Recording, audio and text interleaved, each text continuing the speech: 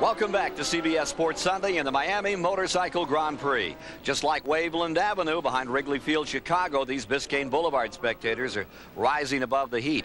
On the track, it's 130-degree pavement temperature for the racers and for their high-performance bikes. Yesterday, my colleague Dave Despain checked out the two-wheelers. Sport bikes are the most popular form of street motorcycle currently sold in America, and they're the starting point for racing superbikes. Now, the key to building a superbike is modification. Per the rule book, the engine cases, the cylinders, and the heads have to remain stock. So too does the frame. Virtually everything else can and will be changed. First step, go into the engine, hot rod everything in sight. Get as much horsepower as possible. Now, you've got to get that horsepower hooked to the road. The key modifications there are in the suspension. The standard forks give way to these sophisticated upside-down versions and equally high-tech suspension to keep the rear wheel under control. Very visible difference here. The treaded street tires give way to these high-traction slicks. When you get down to the bottom line, the superbike responds to a fundamental urge for all of us gearheads and performance freaks. Take something that's already very, very fast and make it a whole lot faster. Thank you, David. The starting grid, 40 riders have qualified, 10 rows, 4 riders per row, and here are the headliners. In row 1, it's Doug Chandler. He's on the pole, looking for his third win. Going to row 2, there you find John Ashmead, currently standing 5th in the standings. In row 3, Dale Quarterly, who's having a great season, privateer. In row 4, you find Kevin Rensell, along with Craig Gleason, Hopperstad, Dave Smith. In row 5 today, 3-time world champion Freddie Spencer trying to come back as the headliner. For row 6, Rick Shaw. He could be a factor before it's over. Policeman down here in Miami. In row 7, Dale Robinson is there from England. In row 8, you find Dr. David Kiefer, University of Wyoming gentleman. A leading privateer, William Beach, is in row number 9. And going to the final row, row 10, there you find Rick Herndon. Herndon out of Lakeland, Florida. Scott Gray will not start. Let's go to Mike Joy down on the line.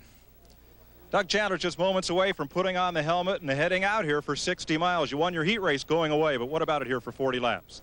It's going to be a really tough race out there. The heat's going to be a main factor, and I'd say about 8 to 10 laps into the race, we're going to start coming up on the back markers, and dealing with those guys is going to be a big part of the race in itself.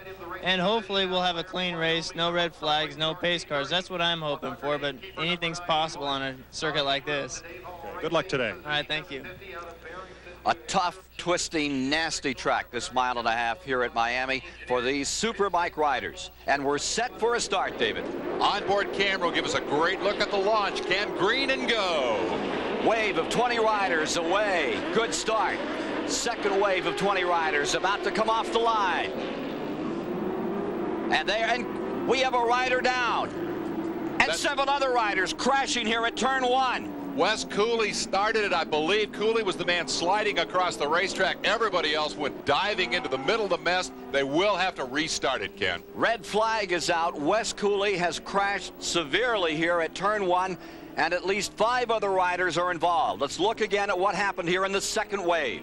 Cooley already on the ground at this point and no indication of how it started, but watch the guys behind him with nowhere to go. They all aim right, looking for the hay bales, looking for an escape route to avoid running over Cooley. They were trying to miss the fallen rider.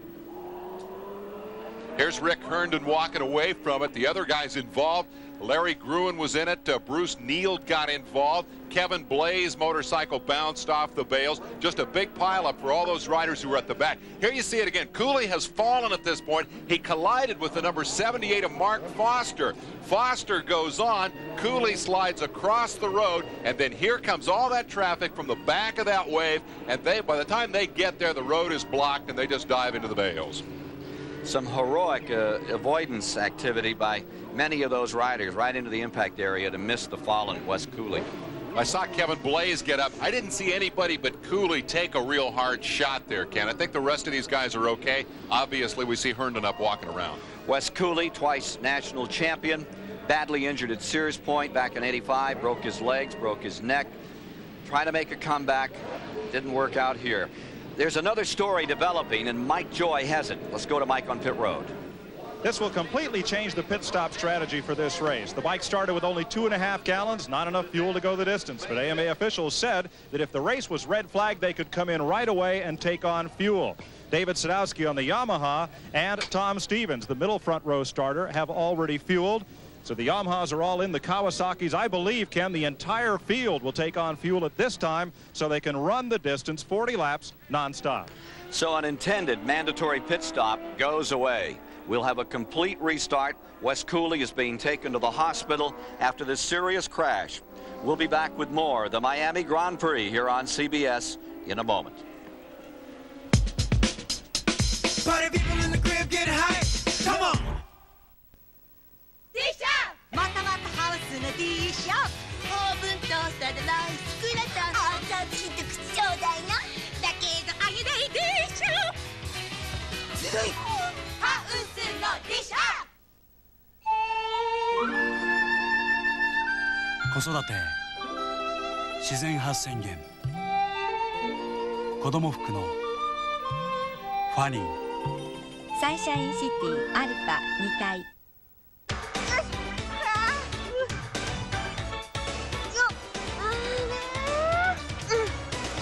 やってやろうじゃない気分は堂々あっけらきゃアイフ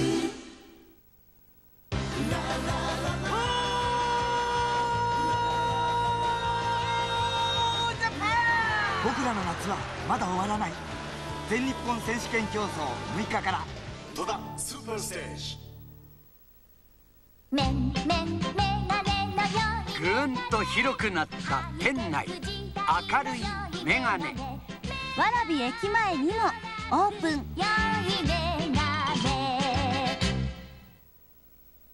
メガネのよぐーんと広くなった店内明るいメガネ蕨駅前にも